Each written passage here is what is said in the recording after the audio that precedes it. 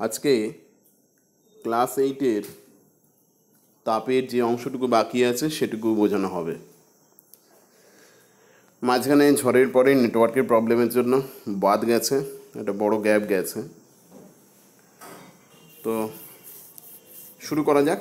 তাপের যতটুকু অংশ আমরা করিয়েছিলাম তারপরের অংশটুকু শুরু হচ্ছে। ফার্স্ট স্লাইডের দিকে আমরা নজর রাখছি।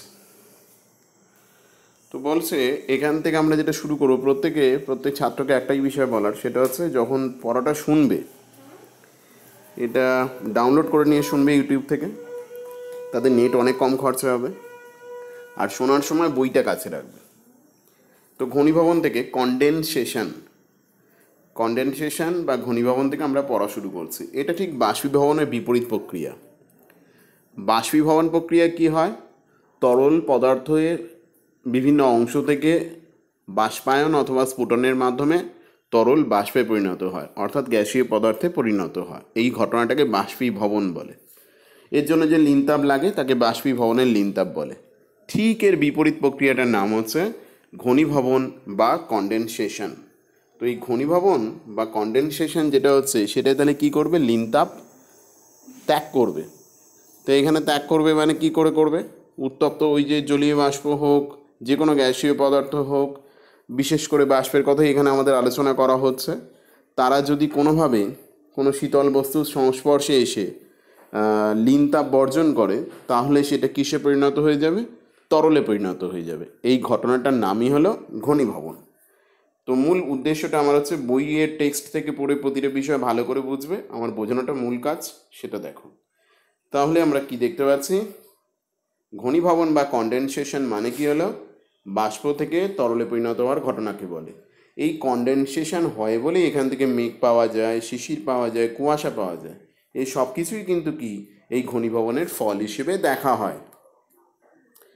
আমরা আমাদের বাস্তব জীবনে এই ঘনীভবনের কতটা প্রয়োগ বা কতটা আমাদের চোখে পড়ে সেটা যদি খেয়াল করে বুঝতে পারবো যে আমাদের চারপাশে কত সহজে প্রতিনিয়ত এই ঘনীভবন প্রক্রিয়া ঘটে চলেছে বাষ্পীভবন প্রক্রিয়ার মতোই। তো বলছে এরকম একটা কাঁচের গ্লাসে আমি জল রেখে, তাতে ফ্রিজ থেকে, শুকনো কাঁচের গ্লাস, তাতে জল দিলাম, ভেতরে জল দিয়ে এবার ফ্রিজ থেকে 2 টুকরো বরফ ওর মধ্যে দিয়ে দেওয়া হলো। অল্পক্ষণ পরেই দেখতে পাবো কাঁচের গ্লাসটা যদি টেবিলের ওপর রাখি, ওর গায়ে যে কালো কালো দাগগুলো, বইয়ের ছবি এটা দেখতে পাচ্ছি, কালো কালো দাগের মতো এগুলো, এখানে কালো দাগ দিয়ে দেখানো হয়েছে, একাধিক বিন্দু বিন্দু জলের ফোঁটা তৈরি হয়েছে। তো এই জলের ফোঁটাগুলো এলো কি করে? বলছে যখন আমি জলের মধ্যে চিনি গুলিয়ে দিই, 1 গ্লাস জলে যদি চিনি গুলিয়ে দিই, সেই চিনিটাকে আমি আর দেখতে পাই না। তখন জলটাকে দ্রাবক বলে, দ্রাবক সলভেন্ট, আর চিনিটা হলো দ্রাবক অর্থাৎ সলিউট, ওর মধ্যে হারিয়ে যায়, অণুগুলোর মধ্যে লুকিয়ে পড়ে। ঠিক তেমনই আমাদের বাতাস হচ্ছে একটা দ্রাবক, যার মধ্যে লুকিয়ে আছে জলীয় বাষ্প।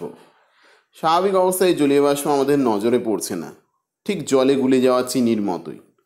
কিন্তু যেই এই বাতাসটা ওই কাঁচের পাত্রে রাখা বরফের সংস্পর্শে, ঠান্ডা একটা বস্তুর সংস্পর্শে এলো, সঙ্গে সঙ্গে ওর জলীয় বাষ্পগুলো ঘনীভূত হয়ে গেল, ভারী হয়ে গেল, এবং ওই ঠান্ডা বস্তুর গায়েতে ভারী হয়ে গিয়ে জলের ফোঁটায় পরিণত হয়ে গিয়ে লিনতাপ বর্জন করে ও জলের ফোঁটা রূপে ওর গায়েতে জমা হলো। এটাকেই বলা হচ্ছে ঘনীভবন। এরকম প্রচুর উদাহরণ আমাদের আশেপাশে পাই।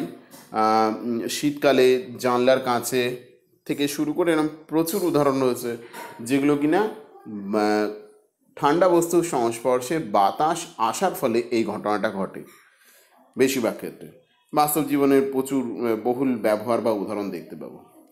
এবার আমরা যে বিষয়টা নিয়ে আলোচনা করব সেটা অত্যন্ত গুরুত্বপূর্ণ এবং খুব পরিচিত বিষয়। ভূগোলে এটা আমরা পড়ে থাকি। এটা কিন্তু উৎপত্তি বাষ্পীভবনের প্রক্রিয়ার মাধ্যমেই, ঘনীভবন প্রক্রিয়ার মাধ্যমে। তো সেই প্রক্রিয়াটা কি বলা হচ্ছে? মেঘ তৈরি। কি করে মেঘের তৈরি বা সৃষ্টি হয়, এটা অত্যন্ত একটা সাধারণ জ্ঞানের মতোই বিষয়। ছোট থেকে পড়লেও এর মধ্যে আমাদের বইয়েতে যেমন বলা আছে, সিরিয়ালি বিষয়গুলো ধাপে ধাপে কী করে হচ্ছে সেটা তৈরি করবে। তো আমরা দেখিনি খুব সংক্ষেপে ছবির মাধ্যমে। তো কি বলা হচ্ছে, সূর্যের তাপে দিনের বেলায় সমুদ্র, নদী, পুকুর, বিভিন্ন জলাশয় থেকে জল কি হয়, বাষ্পীভূত হয়ে লিনতাপ সংগ্রহ করে উত্তপ্ত মাটি বা পরিবেশ থেকে সে বাষ্পীভূত হয়ে উঠে পড়ে, ওই ওপরের তল থেকে ভেসে ওঠে এবং বায়ুমণ্ডলের সঙ্গে বায়ুস্তরে বাতাসের সঙ্গে মিশে যায়। এবার এই বায়ুস্তর কী হয়, মাথায় রাখবে ভিজে জামা কাপড় ভারী হয় কিন্তু ভিজে বাতাস হালকা হয়।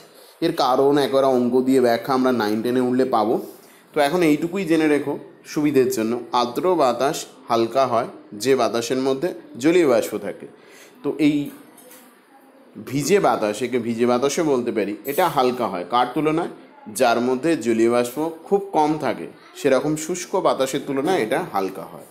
তাহলে যেই এই সমস্ত জলাশয় থেকে জল বাষ্পীভূত হয়ে বাতাসের সঙ্গে মিশে গেল, যেন ঠিক জলের মধ্যে চিনি গুলে গেল, এখানে জল হচ্ছে বাতাস, চিনি হচ্ছে জলীয় বাষ্প। তো এর ফলে কি হলো, ওই বাতাসটা হালকা হয়ে গেল, হালকা জিনিস ওপরের দিকে যাওয়ার চেষ্টা করবে, তার সঙ্গে গরম পরিবেশ রয়েছে, নিচের মাটি উত্তপ্ত রয়েছে, তার ছোঁয়াতে কি হচ্ছে, ওই হালকা বাতাস উত্তপ্ত হয়ে কোথায় চলে যায়, উত্তপ্ত হয়ে এটা ওপরে চলে যাচ্ছে। এই ওপরে যত উঠবে তত কি হয়ে যাচ্ছে, চাপ কমে যাচ্ছে, তাহলে অণুগুলোর মধ্যে ব্যবধানও ক্রমাগত কমে যাচ্ছে। এখানে যে কণাগুলো দেখানো হয়েছে এই কণাগুলো হচ্ছে এই কণাগুলো হচ্ছে ওই জলীয় বাষ্পের কণা হিসেবে দেখব। তার ফলে এই আরও উপরে উঠছে এবং ঠান্ডা হচ্ছে।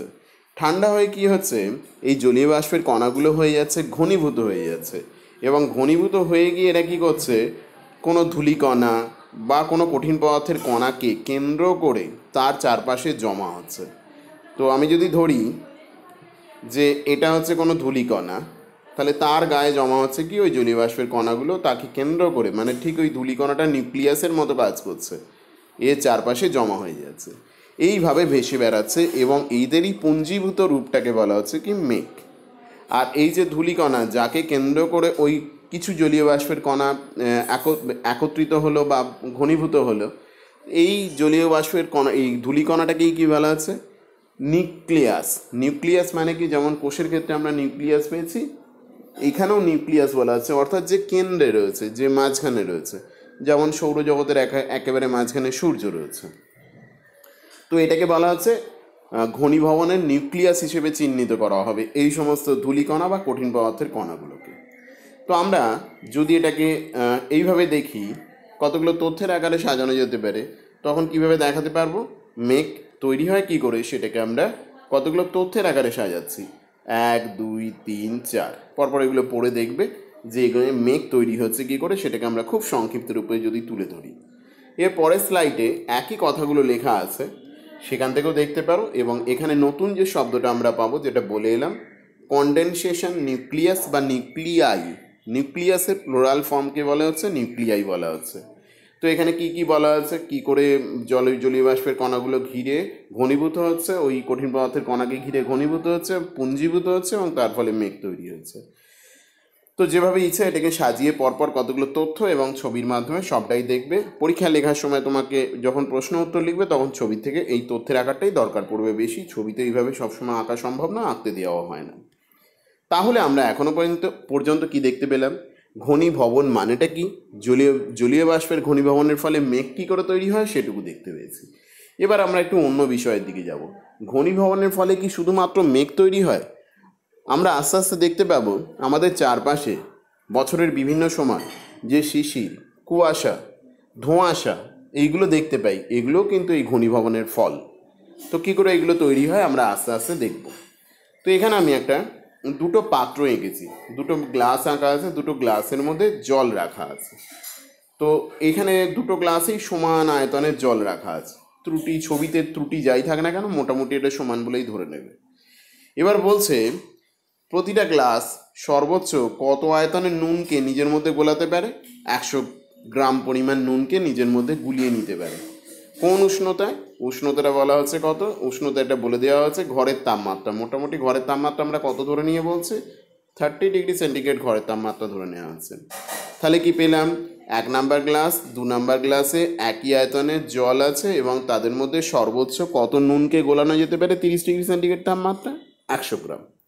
এখন প্রথম গ্লাসে কতটা নুন গোলানো আছে, ঠিক 100 গ্রাম নুনই গোলানো আছে। মানে সর্বোচ্চ ওই জলটা সর্বোচ্চ যে পরিমাণ নিতে পারে ঠিক সেই পরিমাণ নুনকেই ওর মধ্যে গোলানো আছে। অন্যদিকে দ্বিতীয় গ্লাসে কিন্তু ওই সর্বোচ্চ পরিমাণে কম পরিমাণ নুনকে গোলানো আছে। তাহলে আমরা কি দেখতে পেলাম? প্রথম গ্লাসটাকে বলবো যে দ্রবণটা তৈরি হলো, অর্থাৎ জল আর নুন মিশে একটা সলিউশন তৈরি করে। জল এখানে দ্রাবক আর নুনটা হলো দ্রাবক, এই দুয়ে মিশে তৈরি করলো দ্রবণ। তাহলে এই দ্রবণটা কেমন দ্রবণ? বলে এটা সম্পৃক্ত দ্রবণ। মানে এর মধ্যে ম্যাক্সিমাম যতটা দ্রাব ওই উষ্ণতায় থাকা উচিত ঠিক ততটাই আছে। আর দ্বিতীয়টাকে বলা হবে অসম্পৃক্ত দ্রবণ। সর্বোচ্চ দ্রাব গ্রহণ করার যা ক্ষমতা তার তুলনায় কম পরিমাণ দ্রাব ওর মধ্যে রয়েছে। তাহলে এই শিশির, কুয়াশা, এগুলো বরফ জমা, এগুলো সব বোঝার আগে আমাকে কি করতে হবে? এগুলোকে বোঝার আগে আমাকে যে বিষয়টা জেনে নিতে হবে সেটা হচ্ছে এক মিনিট, সরি, আমাকে যে বিষয়টা জেনে নিতে হবে সেটা হচ্ছে এই সম্পৃক্ত আর অসম্পৃক্ত দ্রবণ কাকে বলে। তাহলে কি বুঝলাম? কোন নির্দিষ্ট উষ্ণতায় সম্পৃক্ত দ্রবণ মানে কি ম্যাক্সিমাম যে পরিমাণ দ্রাব ওর মধ্যে দ্রবীভূত থাকতে পারে ঠিক ততটাই আছে। অসম্পৃক্ত দ্রবণ মানে তার কম পরিমাণ আছে। পাশাপাশি আর একটা কথা মাথায় রাখতে হবে, এই যে দ্রাব গ্রহণ করার ক্ষমতা এটা কিন্তু এই উষ্ণতার সঙ্গে পাল্টাতে থাকে। সাধারণত বেশিরভাগ ক্ষেত্রে যত উষ্ণতা বাড়তে থাকে দ্রাব গ্রহণ করার ক্ষমতা বাড়তে থাকে, আর যত উষ্ণতা কমতে থাকে দ্রাব গ্রহণ করার ক্ষমতা কমতে থাকে। এর ব্যতিক্রম আছে, আমরা ক্লাস 9-এ জানতে পারবো। আচ্ছা, তাহলে আর একটা কথা এর পাশাপাশি বলে রাখি, সেটা হচ্ছে যদি ওই কোনো গ্লাসে এরকম কোনো আর একটা গ্লাস নিয়ে তাতে সমান আয়তনের জল দিয়ে তাতে 110 গ্রাম নুনকে গোলানোর চেষ্টা করা হয়, ঢেলে দেওয়া হয়, তখন কি দেখব? উষ্ণতা 30 ডিগ্রি সেন্টিগ্রেডই আছে। আমি কি করলাম? 110 গ্রাম নুনকে ওর মধ্যে দিয়ে দিয়েছি, কিন্তু জানি কি 30 ডিগ্রি সেন্টিগ্রেড তাপমাত্রায় ম্যাক্সিমাম কতটা নুন ওর মধ্যে গুলতে পারে? সর্বোচ্চ 100 গ্রাম নুনই ওর মধ্যে গোলানো যেতে পারে। তাহলে ওই 100 গ্রাম নুনই কিন্তু গুলে যাবে এবং সম্পৃক্ত দ্রবণ তৈরি করবে। বাকি যে 10 গ্রাম পড়ে থাকবে সেটা কিন্তু ওর নিচে থিতিয়ে পড়ে থাকবে। এক ফোঁটা বেশি দিলেও সেটা থিতিয়ে থাকবে। ভুলবশত কখনো এর নাম কিন্তু অতিপৃক্ত দ্রবণ হবে না। অতিপৃক্ত দ্রবণ আলাদা বিষয়। এই দ্রবণ সম্পর্কে আমরা ক্লাস 9-এ ডিটেলসে জানতে পারবো। শুধু এটুকু জেনে রেখো, সর্বোচ্চ নেবার যা ক্ষমতা তার বেশি পরিমাণ দ্রাব যদি জোর করে দ্রবীভূত করতে চাই তখন অতিরিক্ত পরিমাণটা ওর দ্রবণ থেকে বেরিয়ে এসে নিচে থিতিয়ে পড়বে। এটা মাথায় রেখে আমরা শুরু করছি, এটা জানা খুব দরকার। আমরা পরের স্লাইডে যাই। পরের স্লাইডে দেখতে পাচ্ছি এই বিষয়টাকে ডিটেলসে ভেঙে ভেঙে বলা আছে। তাহলে আমাদের আলোচনা ছিল বাতাস আর জলীয় বাষ্প। তাহলে আমাদের এই আলোচনার মধ্যে বাতাস এখানে কি দ্রাবক, আর এই জলীয় বাষ্প হলো তার দ্রাবক হয়েছে। তাহলে বলছে তাই বাতাসের বলছে সাধারণ অবস্থায় কি হয়? আমি কি দেখতে পাই সাধারণ অবস্থায় দিনের বেলা বিশেষ করে যে আমার আশেপাশে যে কোনো বস্তুর উপর জলীয় বাষ্প এসে জমা হয়েছে? সাধারণত হয় না। তার মানে কি ওই স্থানের বাতাস ওই উষ্ণতায় সর্বোচ্চ যে পরিমাণ জলীয় বাষ্প নিজের মধ্যে রাখতে পারে তার চেয়ে কম পরিমাণ ওর মধ্যে আছে। যদি বেশি পরিমাণ থাকতো সেটা অতিরিক্ত হিসেবে বাইরে বেরিয়ে আসতো এবং জলের ফোঁটা রূপে বাইরে পড়ে থাকতো। তাহলে সাধারণত বাতাস আমাদের চারপাশে যখন আমরা দেখি সেটা কি বাতাস? অসম্পৃক্ত বাতাস। এটা মাথায় রাখতে হবে। তার মানে ওই বাতাসের মধ্যে জলীয় বাষ্প কীভাবে রয়েছে? দ্রবীভূত অবস্থায় রয়েছে। এবার উষ্ণতা কমার সঙ্গে সঙ্গে কী হবে? বাতাসের জলীয় বাষ্প ধারণ ক্ষমতাও কমতে থাকে। তাহলে আমি একটু খেয়াল করে দেখি, একটা উদাহরণ হিসেবে বলে দেখি। ধরলাম 30 ডিগ্রি সেন্টিগ্রেড উষ্ণতায় একটা ভি আয়তনের বাতাস রয়েছে, যার মধ্যে ম্যাক্সিমাম কত গ্রাম জলীয় বাষ্প ধরে রাখতে পারে 80 গ্রাম। যদি 80 গ্রামই ওর মধ্যে লুকিয়ে থাকে তখন ওটাকে সম্পৃক্ত বাতাস বলবো। যদি তার কম থাকে তখন বলবো অসম্পৃক্ত বাতাস। আর ওর বেশি পরিমাণ ওর মধ্যে রাখা যায় না। তো এবার কি বলছে? পরিবেশের উষ্ণতা আমি মনে করলাম কত? 30 ডিগ্রি। তাহলে ভি আয়তনের বাতাসে আমি ধরলাম যে কি উদাহরণ বোঝানোর জন্য কি ধরা হয়েছে যে ভি আয়তনের বাতাসে ম্যাক্সিমাম 30 ডিগ্রি উষ্ণতায় কত গ্রাম জলীয় বাষ্প থাকতে পারে? 80 গ্রাম।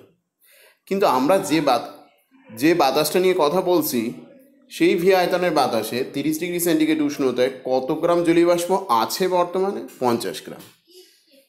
তাহলে ওই বাতাসটা কি সম্পৃক্ত বলবো না অসম্পৃক্ত বলবো? স্বাভাবিক কারণে সর্বোচ্চ যতটা নেবার ক্ষমতা তার চেয়ে কম পরিমাণ আছে, তাহলে ওটা হচ্ছে অসম্পৃক্ত বাতাস। এবার যখন এই টেম্পারেচারটা 30 ডিগ্রি সেন্টিগ্রেড হয়তো বিকালের দিকে ছিল, শীতের দিন, এবার আস্তে আস্তে কী হবে, টেম্পারেচার কমছে, সন্ধে হয়েছে, এভাবে টেম্পারেচার কমছে। কমতে কমতে যখন মধ্যরাত্রে চলে এসছে তখন ধরলাম টেম্পারেচার কত, 15 ডিগ্রি সেন্টিগ্রেড। সংখ্যাগুলো শুধুমাত্র উদাহরণ দিয়ে বোঝানোর জন্য বলেছি। এবং বলছে ওই 15 ডিগ্রি সেন্টিগ্রেড উষ্ণতায়, 15 ডিগ্রি সেন্টিগ্রেড উষ্ণতায় বাতাস ম্যাক্সিমাম কত জলীয় বাষ্প নিজের মধ্যে রাখতে পারে, 50 গ্রাম। অর্থাৎ বাতাসের মধ্যে যতটা জলীয় বাষ্প ছিল, একটা নির্দিষ্ট উষ্ণতা কমতে কমতে এমন একটা উষ্ণতায় এসে পৌঁছায় বাতাসটা শীতকালে, যখন ওই টেম্পারেচার কমতে কমতে এমন পরিস্থিতিতে এলো যে ওর মধ্যে যতটা জলীয় বাষ্প আছে ওটাই ওর ম্যাক্সিমাম ধারণ ক্ষমতা দাঁড়ায়। তখন বাতাসটা কী হয়ে গেল, সম্পৃক্ত।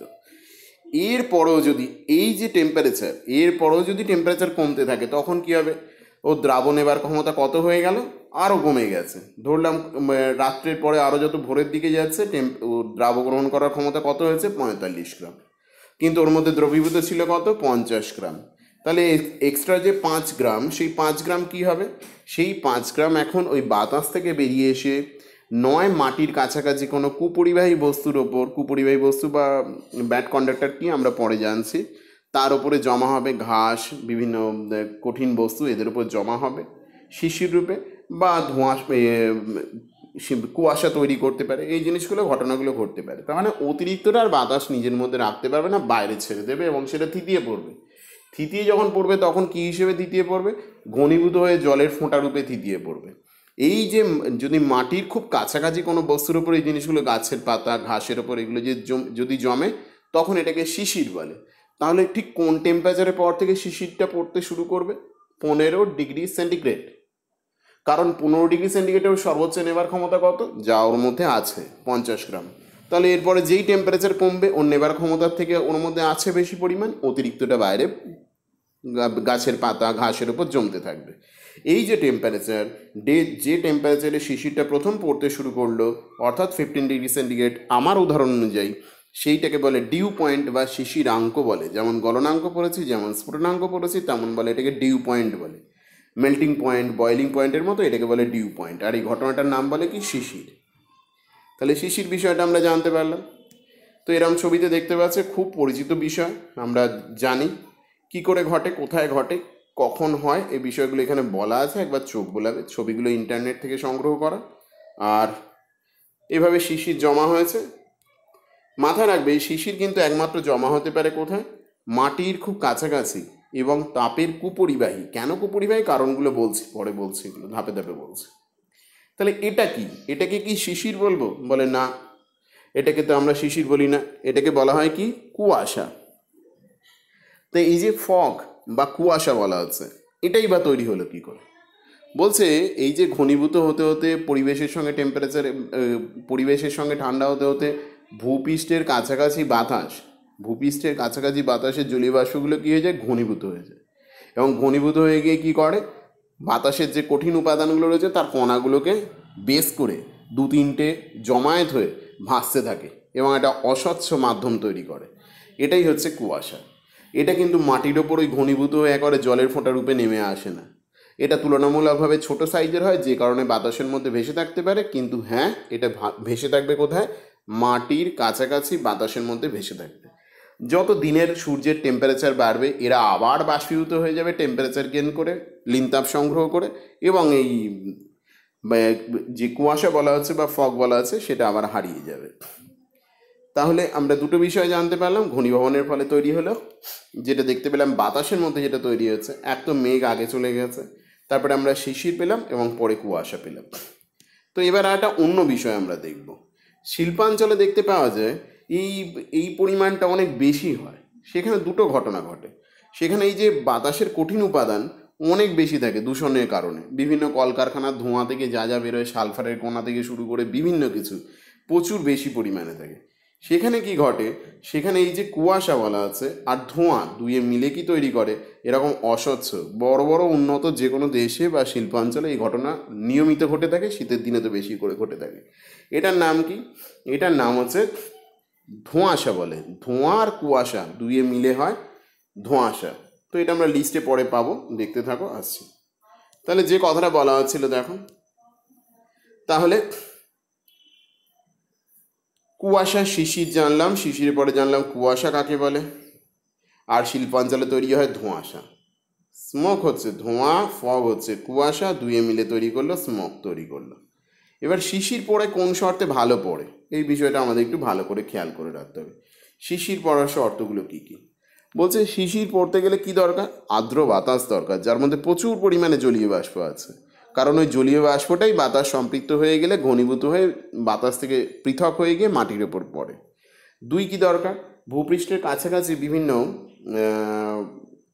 তাপের অন্তরক পদার্থের দরকার, দ্বিতীয়টা বলা হয়ে গেছে। ওই অন্তরক বলবো না, কুপরিবাহী বস্তুর দরকার, তাপের কুপরিবাহী বস্তু। তাপের কুপরিবাহী বস্তু মানে এক কথায় সহজে বলতে পারি যাদের মধ্যে দিয়ে তাপ সহজে যাতায়াত করতে পারে না, ধীরে ধীরে গরম হবে, ধীরে ধীরে ঠান্ডা হবে। এদের আপেক্ষিক তাপ দিয়ে উঁচু ক্লাসে জানবো, এখন তো সেটা বলার সুযোগ নেই। আর একটা জিনিস দরকার, মেঘমুক্ত আকাশ। মেঘমুক্ত আকাশে তাপের বিকিরণ সহজে হয়, পরিবেশ দ্রুত ঠান্ডা হয়ে যায়, অর্থাৎ অনুকূল পরিস্থিতি তৈরি হতে পারে শিশির পড়ার জন্য। এগুলো মুখ্য বিষয়, এছাড়াও আরও গুটি কতক রয়েছে। তাহলে বলছে আর্দ্র বাতাস থাকতে হবে কেন? আসল তো কারিগর জলীয় বাষ্প, জলীয় বাষ্প যদি কম থাকে সেখানে শিশির পড়ার সম্ভাবনা থাকবে কোথায়? মেঘমুক্ত আকাশ হচ্ছে ঠান্ডা হতে সাহায্য করে দ্রুত, আর বায়ু প্রবাহ থাকলে হবে না। স্থির বলা হয়েছে, এখানে স্থির কথাটা বলেছি কেন হচ্ছে? বায়ু প্রবাহ থাকলে হচ্ছে এক জায়গার বাতাস আস্তে আস্তে ঘনীভূত হচ্ছে, তাকে বাতাস এসে সরিয়ে দিল, সেখানে অসম্পৃক্ত বাতাস আবার এসে গেল, তাহলে সম্ভব না। ওই জন্য স্থির বাতাস হতে হবে, আর্দ্র বাতাস হতে হবে। আর ভূপৃষ্ঠের কাছাকাছি এই যে কুপরিবাহী বস্তু থাকার কথা বলা আছে, এর পেছনে কারণ আছে। কুপরিবাহী বস্তু যখন শীতের রাত্রে আস্তে আস্তে ঠান্ডা হয়ে যাচ্ছে, ও কিন্তু আর সহজে গরম হবে না ভোরের দিকে। অন্যান্য বস্তুগুলো দ্রুত গরম হয়ে যেতে পারে, ধাতব উপাদান বা অন্য যা কিছু থাকে। তাহলে এই শিশির দিনের আলো ফোটার পরেও কয়েক ঘন্টা বিরাজ করে। কেন বিরাজ করে? এবং সহজে ওদের ওপরেই পড়ে। গোটা একেবারে বিকেলের পর থেকে রাত পর্যন্ত এরা হয়তো ঠান্ডা হতে সময় লাগে, কিন্তু ঠান্ডা হয়ে গেলে আর সহজে গরম হয় না। তাই এদের উপর শিশির দীর্ঘক্ষণ স্থায়ী হতে পারে। তাই শিশিরকে পর্যবেক্ষণ করার জন্য অবশ্যই কী দরকার? কোথায় বেশিক্ষণ দেখতে পাওয়া যায়? ওই ঘাস, মাটির কাছাকাছি গাছের পাতা, এদের উপর। এরা সবাই হচ্ছে কি কুপরিবাহী বস্তু, তো এদের উপর। আচ্ছা, তাহলে আমরা একটা বিষয় দেখতে পেলাম কি কি হয় ঘনীভবনের ফলে। তো এই কনডেনসেশন বা ঘনীভবনের ফলে কি কি হচ্ছে, একবার এগুলো বিষয়গুলো আমরা দেখে নিতে পারি। যখন এবং কোথায় হচ্ছে, এটা একটা বড় ব্যাপার। মেঘ কোথায় পাচ্ছি? উচ্চ আকাশে, ওর মধ্যেও কিন্তু ঘনীভবন হয়েছে। তারপর হচ্ছে কুয়াশা, সেটা হচ্ছে কোথায়? মাটির কাছাকাছি বায়ুমণ্ডলের মধ্যে। আর কি? এই যে বরফে জমে যাওয়া বা শিশির পড়া, এইগুলো কিন্তু কোথায় হচ্ছে? মাটির কাছাকাছি নয়, ঠিক মাটির ওপরে ঘটছে। আবার এখানে আর একটা কথা আছে, যদি মেঘের উঁচু আকাশে, যে মেঘের ওখানে তো উঁচু আকাশে টেম্পারেচার কম থাকে, তো এরকম যদি পরিস্থিতি হয় যে ওটা শিশিরাঙ্কের বেশ নিচে নেমে গেছে, তখন কি ঘটবে? ওই জলীয় বাষ্পগুলো শুধু এরকম ঘনীভূত হয়ে ভাসবে না এবং পরে বৃষ্টিরূপে নেমে আসবে না, সরাসরি ওগুলো কনডেন্সড হয়ে গিয়ে বরফে পরিণত হয়ে যাবে, কঠিন বরফে, তরল থেকে একবার ট্রান্সফার হয়ে গিয়ে কঠিনে পরিণত হয়ে যাবে এবং শিলাবৃষ্টিরূপেও দেখা দিতে পারে। আচ্ছা, তাহলে এখানে আমরা দেখিয়েছি দুটোর স্লাইডের মাধ্যমে কি দেখানো হলো, কি কি ঘনীভবনের ফলে বাতাসের মধ্যে কি কি তৈরি হয়। মূলত এই তিনটে চারটে বিষয়গুলো তৈরি হতে পারে। ওই কুচু কুচু বরফ যেগুলো পাওয়া যাচ্ছে সেগুলো হচ্ছে সেগুলো, অথবা সেগুলো খুব বেশি ঠান্ডা হয়ে গেলে, শিশিরাঙ্কে অনেক নিচে নেমে গেলে, মানে 0 ডিগ্রি সেন্টিগ্রেডের নিচে নেমে গেলে তবে এটা ঘটবে। আর ডিউ পয়েন্ট হচ্ছে শিশির, ডিউটা হচ্ছে শুধু শিশির, মানে বাইরে তরল রূপে রয়েছে। অতিরিক্ত ঠান্ডা হয়ে যাওয়ার পর এই তরলটাই কঠিনে পরিণত হয়ে গিয়ে ফ্রস্টে পরিণত হয়ে যাবে। তো আমরা এর পরের স্লাইডে আসছি। পরের স্লাইডে আমরা চলে আসছি অন্য বিষয় এই চ্যাপ্টারে। সেটা কি? ঘনীভবন আমাদের শেষ হয়ে গেছে, আমরা আসছি তাপের সঞ্চালন। তো বলছে একটা ছোট্ট উদাহরণ দিচ্ছি। একটা একতলা বাড়ি তৈরি হচ্ছে। তো বাড়ির ইমারতি দ্রব্যগুলো বাইরের মাঠে নিচে রাখা রয়েছে, মাঠেতে ইট আছে, বালি আছে, সিমেন্ট আছে। তো সেগুলোকে ছাদে তুলতে হবে, কারণ যারা রয়েছেন কারিগর, তারা ওই ছাদে কাজ করছে। কিভাবে তোলা যেতে পারে ভেবে দেখো। আমি তিনটে উপায় বলছি। একটা উপায় হচ্ছে, ওপরের ছাদে যে কারিগররা কাজ করছেন তারা দড়ি ঝুলিয়ে দিলেন, তাতে বালতি বা বস্তা বাঁধা আছে, সেই বস্তার মধ্যে ওই নিচের কারিগররা কী করলেন, সিমেন্ট, ইট, বালি এগুলো দিয়ে দিলেন এবং সেগুলো ওপরে টেনে তুলে নেওয়া হলো দড়ির মাধ্যমে। 2 নম্বর পদ্ধতি হচ্ছে, নিচের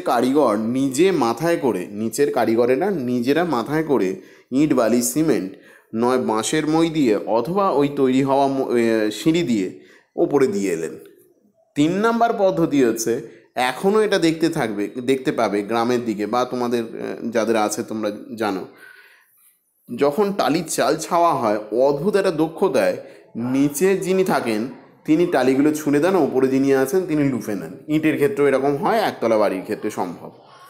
তো তার মানে কি হচ্ছে, 3টে পদ্ধতি বলেছি। এক, দড়ির মাধ্যমে ট্রান্সফার করা হচ্ছে। 2 নাম্বার হচ্ছে কারিগর নিজে গিয়ে দিয়ে আসছেন। আর 3 নাম্বার হচ্ছে কোনো কারিগরই তার জায়গা চেঞ্জ করলেন না, কিন্তু কি হয়ে গেল, না দড়ি লাগলো না কেউ মাথায় করে দিয়ে এলো, কিন্তু ইটগুলো কোথা থেকে কোথায় চলে যাচ্ছে, একজন ছুঁড়ে দিচ্ছে, অন্যজন লুফে নিচ্ছে।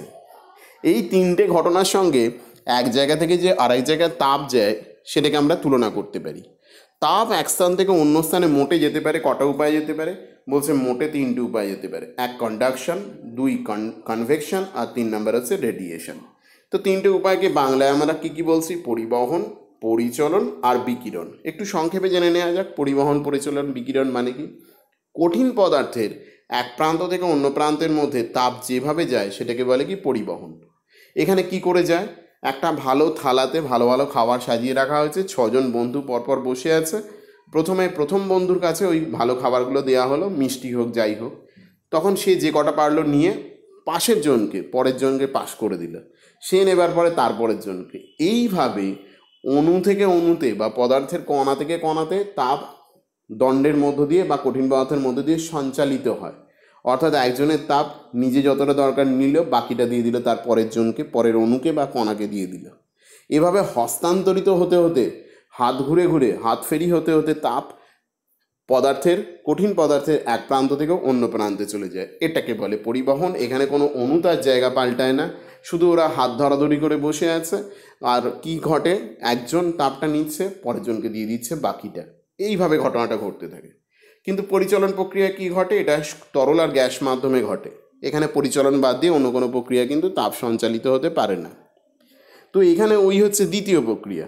নিজেরা ভাবো, উদাহরণটার সঙ্গে মেলাও। এখানে কি হয়, ওই তরলের অণু আর গ্যাসের অণু যেই হোক না কেন, এরা নিজেরা তাপটাকে বহন করে নিয়ে যায়। কোথা থেকে কোথায় নিয়ে যায় এরা, কম ঘনত্ব থেকে বেশি ঘনত্বের দিকে নিয়ে চলে যায়। অর্থাৎ যেমন বাতাস গরম হলে কোন দিকে হয়, বাতাস গরম এবং হালকা হয় ওপরের দিকে চলে যায়। ওপরে রয়েছে ঠান্ডা এবং ঘন বাতাস রয়েছে, ঠান্ডা এবং তুলনামূলক ভারী বাতাস রয়েছে। ঘন হয়তো খুব উঁচুতে গেলে সেটা বলা ঠিক হবে না। এবার 3 নাম্বার ক্ষেত্রে বলা হচ্ছে কি, এই প্রক্রিয়ার তাপ কিন্তু কোনো জড় মাধ্যমের সাহায্যই নেয় না, না কঠিন, না তরল, না গ্যাস। তাহলে যদি এরকম কোনো জড় মাধ্যম থাকে গতিপথে, তাপকে কোনোভাবে প্রভাবিত করে না। তোমরা ভূগোলে পড়েছো, সূর্য থেকে যে তাপ পৃথিবীতে আসে তা বায়ুমণ্ডলের মধ্য দিয়ে এলেও বায়ুমণ্ডলকে প্রভাবিত করে না। প্রথমে ভূপৃষ্ঠকে উত্তপ্ত করে, তারপরে পরোক্ষভাবে ভূপৃষ্ঠের একেবারে নিচে থাকা বায়ুমণ্ডল, তার উপরের বায়ুমণ্ডল, এইভাবে পরিচালন প্রক্রিয়া উত্তপ্ত হয়। তাহলে এরা কোনো জড়মাধ্যম ছাড়াই এক স্থান থেকে অন্য স্থানে যায়, তরঙ্গের আকারে যায়। পুরো আলোর যা যা ধর্ম, এদেরও তাই তাই ধর্ম। এই হচ্ছে 3টে প্রক্রিয়া, অত্যন্ত সংক্ষেপে বলা হলো। তাহলে পরিবহন প্রক্রিয়া শুধুমাত্র কঠিন মাধ্যমের ক্ষেত্রে হয়, আর পরিচালন প্রক্রিয়া হয় তরল আর গ্যাসীয়, আর বিকিরণের প্রক্রিয়ার ক্ষেত্রে কোনো রকম মাধ্যমের প্রয়োজন হয় না। আমরা পরিবহনটা নিয়ে বলবো। তো বলছে এই পরিবহন প্রক্রিয়ায় 2টো বিষয় জানা দরকার। 2 রকমের পদার্থ হয়, কঠিন পদার্থ, যাদের মধ্যে দিয়ে এই তাপ খুব তাড়াতাড়ি যাতায়াত করতে পারে। শুধু কঠিন পদার্থ বলে ভুল, যে আলোচনাটা করতে যাচ্ছি এটা কঠিন বাদ দিয়েও হতে পারে, তরলের ক্ষেত্রে প্রযোজ্য। সুপরিবাহী, কুপরিবাহী। তো গুড কন্ডাক্টর, ব্যাড কন্ডাক্টর, যে সমস্ত মাধ্যমের মধ্য দিয়ে অত্যন্ত দ্রুত তাপ যাতায়াত করতে পারে, সাধারণত ধাতব কঠিন পদার্থ যেগুলো রয়েছে, ব্যতিক্রম তরল রয়েছে পারদ হিসেবে। তো এদের মধ্যে দিয়ে তাপ অত্যন্ত দ্রুত যাতায়াত করতে পারে, তো এদেরকে কি বলে, তাপের সুপরিবাহী। আর যাদের মধ্য দিয়ে তাপ সহজে যাতায়াত করতে পারে না, ধীরে ধীরে যায়, তাদেরকে কি বলে, কুপরিবাহী বলে। তো আমরা এখানে 2টো বিষয় দেখিয়েছি। একটা পাত্রে জল রেখে, বিকারে জল রেখে গরম করা হচ্ছে, এবং সেখানে কি করা হয়েছে, একটা কাঠের স্কেলকে ডোবানো হয়েছে। এই প্রথম ছবিতে আমরা কি করেছি, একটা কাঠের স্কেলকে এখানে ডুবিয়ে দেওয়া হয়েছে। দেখলাম অন্য প্রান্তটা আমি বেশ কিছুক্ষণ ধরে রেখেছি, অতটা গরম বোধ হচ্ছে না। কিন্তু আমি যদি কি করি, এখানে ওই কাঠের স্কেলের পরিবর্তে একটা স্টিলের চামচ নিয়ে ওই গরম জলের মধ্যে ধরি, তখন দেখতে পাবো অন্য প্রান্তটা খুব দ্রুত গরম হয়ে যাচ্ছে, আমার চামচটা ছেড়ে দিতে হচ্ছে। তার মানে এখানে বুঝতে পারলাম এই স্টিলের চামচটা হচ্ছে তাপের সুপরিবাহী বা গুড কন্ডাক্টর। অন্যদিকে এর আগে যে কাঠের চামচটা দেখে এলাম বা কাঠের স্কেলটা দেখে এলাম সেটা হচ্ছে ব্যাড কন্ডাক্টর। তাহলে এখানে আমরা এই স্লাইডে চলে আসছি, যেখানে দেখানো হয়েছে কুপরিবাহী আর সুপরিবাহী বস্তুর ধারণা বা সংক্ষিপ্ত উদাহরণগুলো দেখানো হয়েছে। এবার এটা কয়েকটা পরীক্ষার মাধ্যমে এই বিষয়টাকে আরেকবার আমরা বিষয়টাকে বুঝে নিতে পারি। সব কটা ছবি কিন্তু বইয়ের, আর কয়েকটি ছবি, এই ছবিগুলো সব বইয়ের, আর কয়েকটা ছবি তো নেট থেকে নেওয়া আছে, সেগুলো দেখলেই বুঝতে পারবে।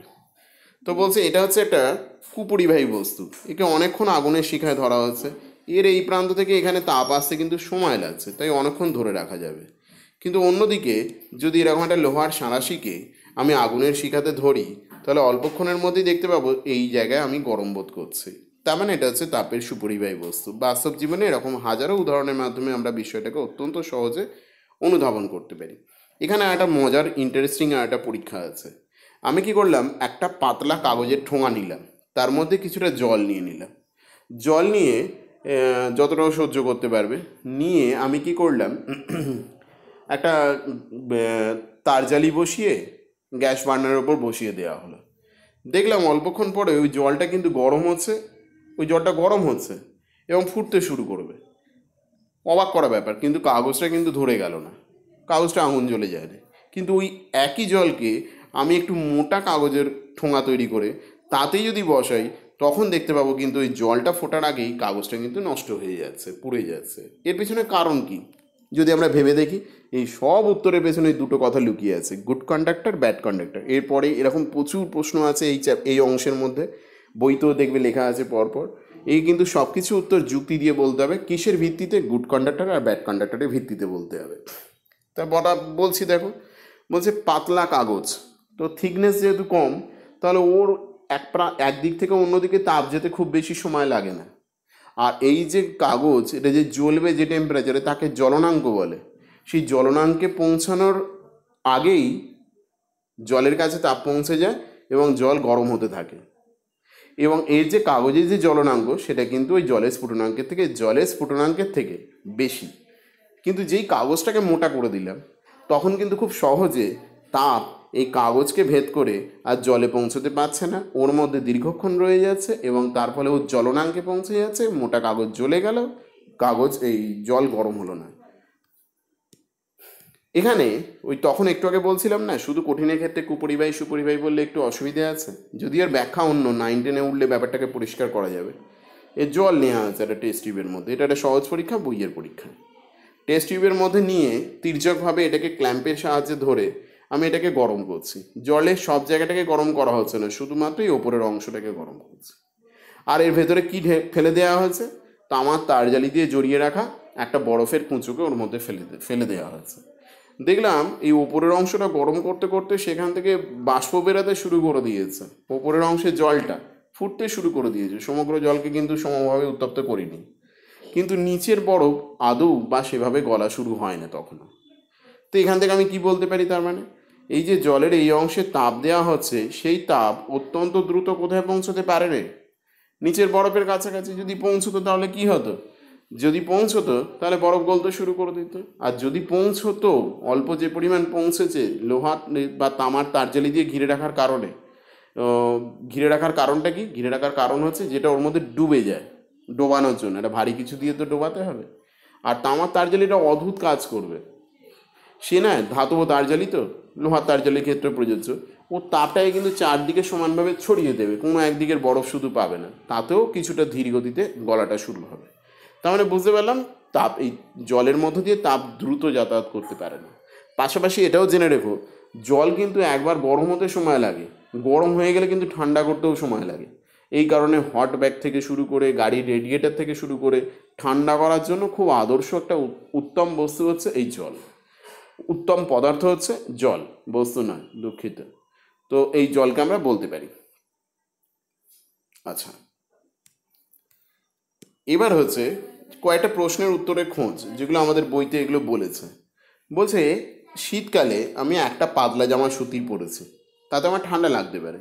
ওই একই রকমের আমি দুখানা পাতলা জামা পরে নিলাম, দেখলাম অতটা ঠান্ডা আদৌ লাগছে না। রবীন্দ্রনাথের ছোটোবেলার গল্পে এই কথা বলা আছে। তো এ কেন? কারণ হচ্ছে একটাই, ওই যে দুটো পাতলা জামার মাঝে একটা বায়ু স্তর আছে। জেনে রেখো বাতাসও কিন্তু তাপের কুপরিবাহী, সেও সহজে তাপ পরিবহন করতে পারে না। তাহলে কুপরিবাহী সুপরিবাহী কথাগুলো কঠিন তরল গ্যাস সবার ক্ষেত্রেই প্রযোজ্য, শুধু কঠিন পদার্থের ক্ষেত্রে নয়, কিন্তু মাথায় রেখো। তাহলে এই বাতাস তাপের কুপরিবাহী হওয়ার জন্য দেহের যে উষ্ণতা সেটা কি হবে, পাতলা প্রথম জামাটা ভেদ করলো, কিন্তু তারপরে কি রয়েছে বাতাস, তারপরে দ্বিতীয় জামা। তাহলে এই স্তরগুলো ভেদ করে বাইরে পৌঁছতে তার সময় লাগবে, তার ফলে দেহের উষ্ণতা দেহের মধ্যেই আবদ্ধ রইল। তো এই কারণে একটা জামার পরিবর্তে দুটো পাতলা জামা পরলেই গরম জামার কাজ করতে পারে। উলের পোশাক পরার পেছনে কারণ একটাই, উলগুলোর মধ্যে এবং তাদের গ্যাপে গ্যাপে বাতাস থাকে, যা হচ্ছে তাপের কুপরিবাহী। ভেতরের ঠান্ডাকে বাইরে আসতে দেয়, বাইরের ঠান্ডাকে ভেতরে আসতে দেয় না, ভেতরের গরমকে বাইরে যেতে দেয় না। বরফের চাই ভ্যানে করে নিয়ে যাওয়ার সময় দেখবে অনেক সময় বরফ কারখানা থেকে যখন নিয়ে যায় বড় বড় বরফের চাই কাঠগুলো ছড়িয়ে নিয়ে যায়। এখন কম দেখা যায়, আগে তাই করা হতো। তো কেন নিয়ে যায়? কারণ হচ্ছে এই যে যাওয়ার সময় রাস্তাতে বরফ অনেকটা গলে যাবে, তো তাতে কী হবে, বরফ যাতে না গলে যায় ওর মধ্যে কাঠগুলো ছড়িয়ে দেওয়া হয়। কাঠগুলোর ফাঁকে ফাঁকে, কাঠগুলো নিজে হচ্ছে তাপের কুপরিবাহী, আর ওর ফাঁকে ফাঁকে কে ঢুকে যায়? কাঠগুলো তো কাঠ নয়, তো এই গুঁড়োগুলোর মাঝখানে বাতাস ঢুকে যায়, তার ফলে ওরা একটা এই কুপরিবাহী মাধ্যম দিয়ে বরফটাকে ঘিরে রাখে, যার ফলে বরফ গলতে সময় নেয়। মাথায় রাখবে বরফ নিজেই একটা কিন্তু কুপরিবাহী বস্তু, সহজে তাপের আদান প্রদান ওর মধ্যে, ওটাকে দেয়ালের মতো দেখলে একদিক থেকে অন্যদিকে যেতে দেয় না। তার উদাহরণ এই এস্কিমোদের বাড়ি। এস্কিমোদের বাড়ির ক্ষেত্রে আমরা জানতে পারবো, এস্কিমোদের বাড়ি আমরা যেমন দেখেছি বরফ দিয়ে দেয়ালগুলো তৈরি করে, কারণ কি বললাম, বরফ তাপের কুপরিবাহী, তাহলে ভেতরের গরম বাইরে যেতে পারে না, বাইরের ঠান্ডা ভেতরে আসতে পারে না সহজে। শীতকালে পাখিরা, এগুলো সব বই থেকে যে প্রশ্নগুলো তোমাদের দেওয়া আছে, পাখিরা অনেক সময় কি করে ঠান্ডার জন্য পালকগুলোকে একটু ফুলিয়ে রাখে। তো এই ফুলিয়ে রাখার পেছনে কারণ হচ্ছে পালকগুলোর মাঝে মাঝে বাতাস ঢুকিয়ে নেয়, যা ওই একই উত্তর, কুপরিবাহী বাতাস ভেতরের বাতাসকে বাইরে, বাইরের বাতাসকে ভেতরে আসতে দেয় না। তো এই ঘটনা ঘটে। এর আরও একাধিক উদাহরণ আছে। খুব ঠান্ডার জায়গাতে ফেদারের জ্যাকেট, তো এই ফেদারের জ্যাকেট আর পাখির পালকের কথা একইভাবে উত্তরে বলতে পারবে। এখানে আরও কয়েকটা এরকম ছোটো ছোটো উদাহরণ আছে, বইয়ের ছবি এটা।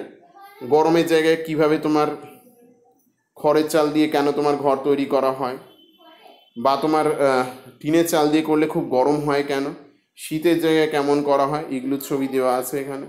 তো এগুলো বইতে আছে, দেখতে পাবে।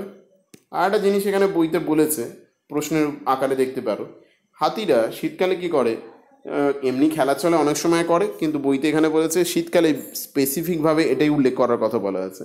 শীতকালে করার পেছনে কারণ হচ্ছে ধুলো নিয়ে খেলা করে, সারা গায়ে ধুলো মেঘে নেয়, এই ধুলোর সঙ্গে বাতাস যে মিশে থাকে ওর দেহের উপর একটা আস্তরণ তৈরি করে, সেই কুপরিবাহী পদার্থের মতো কথা, দেহেও আর বাইরের ঠান্ডা বাতাসের সংস্পর্শের মধ্যে একটা লেয়ার পড়ে যায়। আর এই হচ্ছে ইগলু।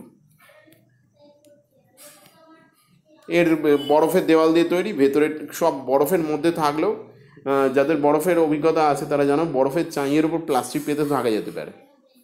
বরফ পড়ার সময় বড় যে ঠান্ডাটা বেশি লাগে, কারণ বরফ তাপের কুপরিবাহী। একবার যেই বরফের দেওয়াল দিয়ে কোনো কিছু আলাদা করে দেওয়া হলো, এদিককার তাপ ওদিকে, ওদিককার তাপ এদিকে আসতে পারবে না, সেটা বন্ধ হয়েছে। তো এবার আমরা দেখব পরিচলন প্রক্রিয়া তাপ সঞ্চালনের কয়েকটা নয় পরীক্ষা, যেমন বইতে আমাদের আছে পরিচলন প্রক্রিয়া কি করে তাপ সঞ্চালিত হয় তার কয়েকটা সহজ সহজ ব্যবস্থা বা পরীক্ষা যাই বলি না কেন। এটা সবাই কম্পারেটিভলি দেখেছি। কোথাও ফিস্ট হবে তার জন্য উনুন জ্বালানো হয়েছে বা স্টোভ জ্বালানো হয়েছে, দূরে যা কিছু দেখছি একদিক থেকে দাঁড়িয়ে উনুন, আমি একদিকে রয়েছি, মাঝখানে উনুন বা স্টোভটা রয়েছে, তারপরে যা কিছু রয়েছে সেগুলো কাঁপছে। কাঁপার কারণ আলোর ব্যাখ্যা দিয়ে বলা যেতে পারে, কিন্তু ঘটনাটা ঘটে কি, কি ঘটে এখানে বলছে, এই যে উনুনটা জ্বালা হলো সঙ্গে সঙ্গে এর যে উপরে এই যে তাপটা রয়েছে, এর উপরে যে বাতাসটা রয়েছে সে কী হলো, গরম হলো। গরম হলে হালকা হবে, স্বাভাবিক কারণ, হালকা হয়ে ওপরে চলে গেল, এবং ওপরকার ভারী বাতাস কী হলো, নিচে নেমে এলো, এবং এই প্রক্রিয়া চলছে, এই গোটা প্রক্রিয়াটা চলছে। তো এখানে দেখতে পাচ্ছি বাতাস নিজে কী হচ্ছে, গরম হচ্ছে, হালকা হচ্ছে, নিজেই সরে যাচ্ছে, সরে গিয়ে সেই জায়গাটা দখল করতে আবার ঠান্ডা বাতাস ছুটে আসছে, ভারী ঠান্ডা বাতাস। তো এটাই পরিচলন, যেখানে মাধ্যমের কণাগুলো নিজেরাই স্থান পরিবর্তন করে।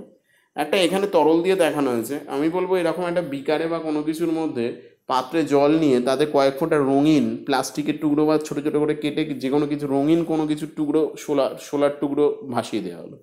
এবার তাকে যে গরম গরম করবো, যদি বিভিন্ন রঙের শোলার টুকরোকে এর মধ্যে ভাসিয়ে দেওয়া হয় তরলের পরিবর্তে, তখন দেখতে পাবো ওই জলের মধ্যে ওই রঙিন শোলার টুকরোগুলো কী হচ্ছে, বিভিন্ন কালারেরগুলো ওঠা নামা করছে। এটা দিয়ে আমি কি বোঝাতে পারবো? তার মানে নিচের জলটা গরম হচ্ছে, হালকা হচ্ছে, ঘনত্ব কমে যাচ্ছে, ওপরে উঠে আসছে, এবং ওপরের ভারী ঠান্ডা জল নিচে নেমে যাচ্ছে। তাহলে কম ঘনত্ব থেকে বেশি ঘনত্বের দিকে চলে যাচ্ছে, তার ফলে তাপের পরিচালনও হয়ে যাচ্ছে। এটাই পরিচালন প্রক্রিয়ার মূল কথা বা বক্তব্য। তো বলছে পরিচালন স্রোত। তো বলছে এই পরিচালনের ফলে তরলের মধ্যে অথবা গ্যাসের মধ্যে কি তৈরি হয়? একটা প্রবাহ তৈরি হচ্ছে। এই যে প্রবাহটা তৈরি হচ্ছে, এই প্রবাহটা কি বলা হচ্ছে? কি পরিচালন স্রোত বলা হচ্ছে। আসে তাহলে পরিচালন স্রোত কোনটা? ওই পরিচালন স্রোত হলো যার মাধ্যমে গরম করার ফলে সে তরলের স্তর হোক বা গ্যাসের স্তর হোক, তারা ওপর নিচে এইভাবে ওঠানামা করছে, নিচে থেকে ওপরে, ওপর থেকে নিচে, এইভাবে ঠান্ডা গরম হয়ে ওপরে চলে যাচ্ছে, আবার সেখান থেকে নিচে নেমে আসছে। এই যে স্রোতটা তৈরি হয়, এই স্রোতটাকেই বলা হচ্ছে পরিচালন স্রোত। এরও ছোটোখাটো পরীক্ষা করা যেতে পারে। এই প্রসঙ্গে একটা পরীক্ষা বলে রাখি,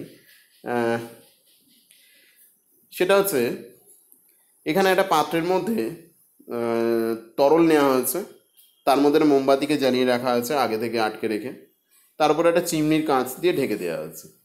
এবার অল্পক্ষণের মধ্যেই দেখতে পাবো কি, এই যেই চিমনির কাঁচটা দিয়ে ঢেকে দিলাম, অল্পক্ষণ পরেই মোমবাতিটা নিভে গেল। যত মোমবাতির শিখা যত লম্বা চওড়া হবে তত দেরিতে নিভে গেল। এবং খেয়াল করে যদি দেখো, নিচের জলের স্তর কিন্তু একটু উপরে উঠে গেছে, যদিও সেটা আলাদা চ্যাপ্টারের পরীক্ষা, এখানে বলার বিষয় নয়, সেটা আসি না। কিন্তু বলছে নিভে গেল। কিন্তু ওর মধ্যে যদি এরকম একটা টি শেপকে বসিয়ে দেওয়া হয়, তখন কিন্তু ঘটনাটা কি ঘটবে? তখন দেখবো আর নিচ্ছে না। তাহলে পার্থক্যটা কি, ব্যাখ্যাটা কি হলো? ব্যাখ্যা তো আমরা বই থেকেই পড়বো, একবার বলে যাই তবু দেখো। বলছে কি হচ্ছে, এর নিচে দিয়ে তো কোনো বাতাস ঢোকা বেরোনোর জায়গা নেই, জল দিয়ে পুরো আবৃত রয়েছে। আর এখানে কি হচ্ছে, ভেতরে যে বাতাসটা ছিল সেটা গরম হয়ে ওপরে চলে যাচ্ছে, গোটা রাস্তাটা ওপরে যাওয়ার জন্য জ্যাম হয়ে রয়েছে। ওপরের দিকে কে যাচ্ছে? গরম হালকা বাতাস দৌড়চ্ছে ওপরের দিকে। তাহলে নিচের ভারী ওপরকার ভারী ঠান্ডা বাতাস সেখানে ঢুকবে কি করে? গোটা রাস্তাটা দখল করে কে বাইরে চলে যাচ্ছে? গরম হালকা বাতাস। তাহলে নিচের বাইরের অক্সিজেনপূর্ণ বাতাস, ভারী বাতাস এখানে ঢুকতেই পারলো না। আর এই ঢুকতে না পারার কারণে কি হচ্ছে, অল্পক্ষণের মধ্যেই অক্সিজেনের অভাবে ওটা নিভে গেল। কারণ হচ্ছে ও যে অক্সিজেন ওর মধ্যে ছিল ব্যয় করে ফেলেছে, কার্বন ডাইঅক্সাইড তৈরি হয়ে গেছে বা কার্বন মনোঅক্সাইড তৈরি হয়ে গেছে। কিন্তু যেই আমি টিটা লাগিয়ে দিলাম, তখন কি হলো, গরম বাতাস উত্তপ্ত হয়ে যে কোনো একটা দিক দিয়ে সে কী করলো, হালকা হয়ে বেরিয়ে চলে যাচ্ছে। এবং অন্য দিকটা দিয়ে কে প্রবেশ করবে? ঠান্ডা ভারী বাতাস, অক্সিজেনপূর্ণ বাতাস প্রবেশ করতে পারবে, তার ফলে এটা আগের মতোই জ্বলতে পারবে। আচ্ছা, এবার বলছে এই যে বায়ু প্রবাহটা তৈরি হলো, এটাও কিন্তু একটা পরিচলন স্রোত। আমরা ভূগোলে পড়বো বা পড়েছি হয়তো, তো উঁচু ক্লাসেও জানতে পারবো। এই যে বায়ুর চলন, বাতাসের মধ্যে চলন তৈরি হলো, এই চলনের ফলে কিন্তু একাধিক গুরুত্বপূর্ণ বিষয় তৈরি হয়। সমুদ্র বায়ু, স্থলবায়ু, এগুলো কি করে তৈরি হয় এখানে আমাদের ডিটেলসে আলোচনা করার সুযোগ কম। সমুদ্র বায়ু মানে গ্রীষ্মে যত দিনের বিকেল থেকে সন্ধ্যের দিকে যাবে, দুপুরের পর থেকে, অথবা ভোর থেকে আস্তে আস্তে সকালের দিকে যাবে, কি ঘটতে থাকে যে মাটি কিন্তু গরম তাড়াতাড়ি হয়, আবার তাড়াতাড়ি ঠান্ডা হয়ে যায় জলের তুলনায়। অন্যদিকে জল হচ্ছে ধীরে ধীরে গরম হয়, ধীরে ধীরে ঠান্ডা হয়, যেটা বলছিলাম একটু আগে। তবে মাটি যে খুব ভালো পরিবাহী তেমন নয়, কিন্তু জলের তুলনায় অবশ্যই কিন্তু তাড়াতাড়ি গরম হয়, তাড়াতাড়ি ঠান্ডা হয়। অন্যদিকে বালি তো আরও তাড়াতাড়ি গরম হয়, আরও তাড়াতাড়ি ঠান্ডা হয়। তো কি হচ্ছে, যখন দিনের বেলা আস্তে আস্তে টেম্পারেচার বাড়ছে, যত টেম্পারেচার বাড়ছে, তো একেবারে দুপুরের পর থেকে কি হচ্ছে, সবচেয়ে বেশি গরম হয়ে গেছে 2-3 এই সময় নাগাদ। তখন কি ঘটছে, ওই ভূপৃষ্ঠের ওপরকার বাতাস গরম হয়ে ওপরে চলে গেছে। সেই ফাঁকা জায়গা পূরণ করতে কে দৌড়ে আসে? পাশ থেকে দৌড়ে আসছে কে? সমুদ্রের বাতাস। আবার এই উল্টো ঘটনাও ঘটে। উল্টো ঘটনাটা কি ঘটে, যখন সন্ধ্যের পর থেকে কি হচ্ছে, আমাদের ভূপৃষ্ঠ খুব তাড়াতাড়ি ঠান্ডা হয়ে যাচ্ছে, সেই তুলনায় ওই জল, সমুদ্রপৃষ্ঠে জলের ওপরকার বাতাস কিন্তু অত, যেহেতু জল তাড়াতাড়ি ঠান্ডা হতে পারে না, তাই ওর ওপরকার বাতাসও অত দ্রুত ঠান্ডা হতে পারে না। তো এর ফলে কি হয়েছে, এর ফলে ওই সমুদ্রের জলের ওপরকার বাতাস তখনও গরম আছে, সে হালকা হয়ে চলে গেছে ওপরে।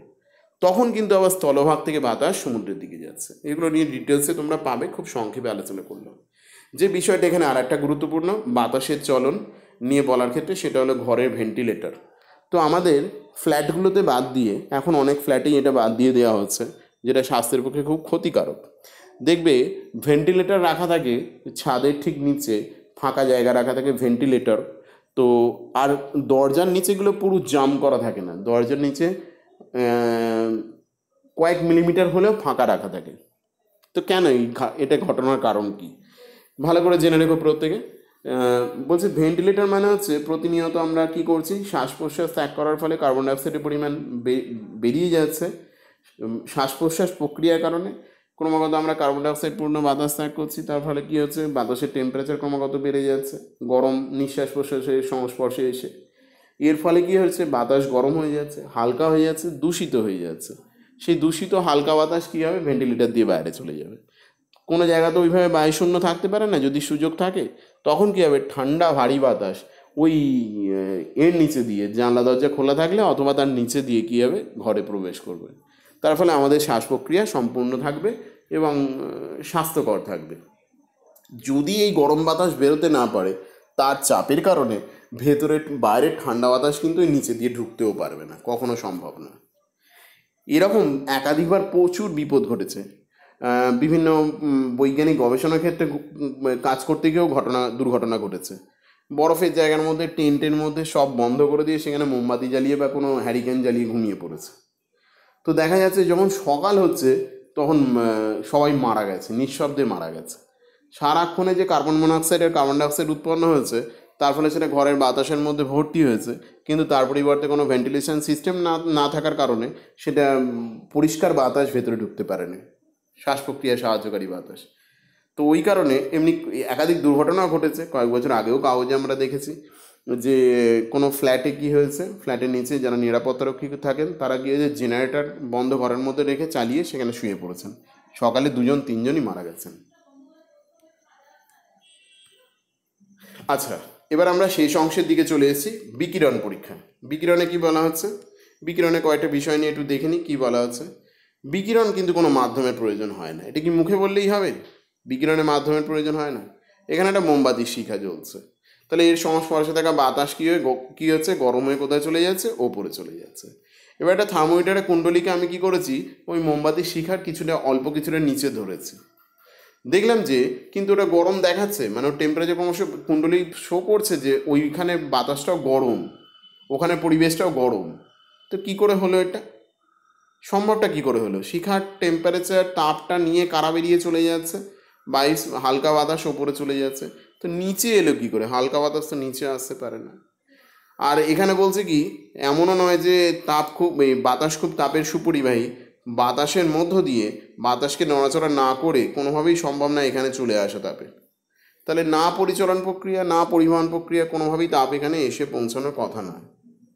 এখানে তাপ আলোর মতোই বললে আরও ভালো, আলোর সঙ্গে কি করলো, তরঙ্গের আকারে এসে পৌঁছে গেছে কোথায়, এই থার্মোমিটারের কুণ্ডলীর কাছে এসে পৌঁছে গেছে। কী আকারে এসছে এটা এসে তরঙ্গের আকারে এসে গেছে। এখানে এভাবে এসেছে।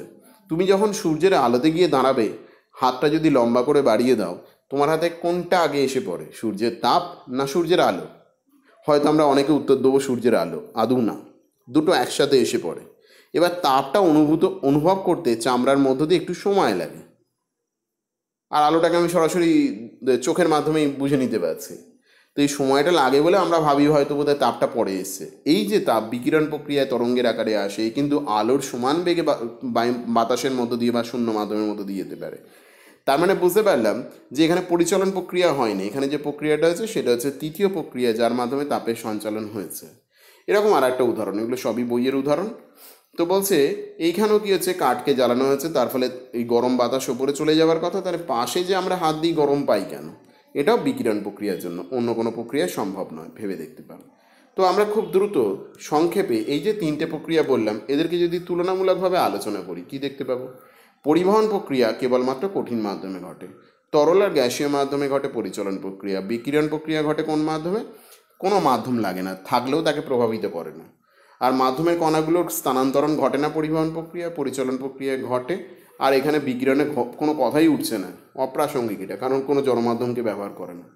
পরিবহন পরিচালন দুটোই হচ্ছে ধীরগতি, তুলনামূলকভাবে পরিচালনটার বেগ একটু বেশি।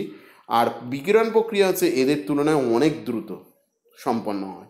গড়ে 15 কোটি কিলোমিটার দূর থেকে সূর্যের তাপ চলে আসছে অত্যন্ত অল্প সময়ের মধ্যে, 8 মিনিটের কিছু সময়ের বেশি সময়ের মধ্যেই চলে আসতে পারছে। আর আলোর যে প্রতিফলন প্রতিসরণ আমরা পড়েছিলাম ক্লাস 7-এ, সেগুলো কিন্তু এই পরিবহন আর পরিচালন মেনে চলে না, কিন্তু তরঙ্গের আকারে যায় বলে বিকিরণই একমাত্র কিন্তু এই প্রতিফলন বা প্রতিসরণের সূত্রগুলো মেনে চলে। শেষ যে বিষয়টা শেষ বললে আমরা এই তাপের চ্যাপ্টার শেষ করব। প্রশ্ন খুব তাড়াতাড়ি জানিয়ে দেবো, এটা অত্যন্ত গুরুত্বপূর্ণ। এর ছবি আঁকা প্র্যাকটিস করবে এবং গঠন আর কার্যপ্রণালী বই থেকে হোক যেভাবে হোক নিজেরা বুঝে বই থেকে অবশ্যই করবে। তো গঠন আর কার্যপ্রণালী এই দুটো বিষয় হচ্ছে এখানে আলাদা আলাদা করে লিখতে হয়, ছবি এঁকে সমেত 3 থেকে 5 নম্বরের প্রশ্ন থাকে। থার্মোফ্লাক্স কম বেশি আমরা সবাই দেখেছি, হয়তো শীতকালে বেশি ব্যবহার করি, কিন্তু জেনে রাখবে এর ভেতরে গরম জিনিস রাখলে গরম থাকবে, ঠান্ডা জিনিস রাখলে ঠান্ডা থাকবে। তো মোট কথা ভেতর বাইরে তাপের আদান প্রদানকে প্রায় বন্ধ করে দেয়। কী করে এটা সম্ভব? যত ভালো মেটেরিয়াল দিয়ে তৈরি হবে তত এটা ভালো হয়। এর গঠনটা দেখে নেওয়া যাক। এই ছবিটাকে মাঝখান থেকে কেটে অর্ধেকটায় ভেতরের গঠন দেখানো হয়েছে আর বাকি অর্ধেকটা বাইরের গঠন দেখানো হয়েছে। এই অংশটা ভেতরে গঠন দেখানো হয়েছে। কি দেখতে পাচ্ছি একটা করে বলা আছে, এটা হচ্ছে একটা কাঁচের দেওয়াল, প্রথম দেওয়াল। তার ভেতরে আবার একটা দেওয়াল আছে কাঁচের। এই প্রথম দেওয়ালের ভেতরের দিকে আর দ্বিতীয় দেওয়ালের বাইরের দিকে রূপোর প্রলেপ দেওয়া থাকে। আর এই দুটো দেওয়ালের মাঝখানের অংশটা প্রায় বায়ুশূন্য করে রাখা থাকে। সব কারণ একে একে বলছি, এটা গঠন বলছি, এটা প্রথমে বলে নিতে হবে।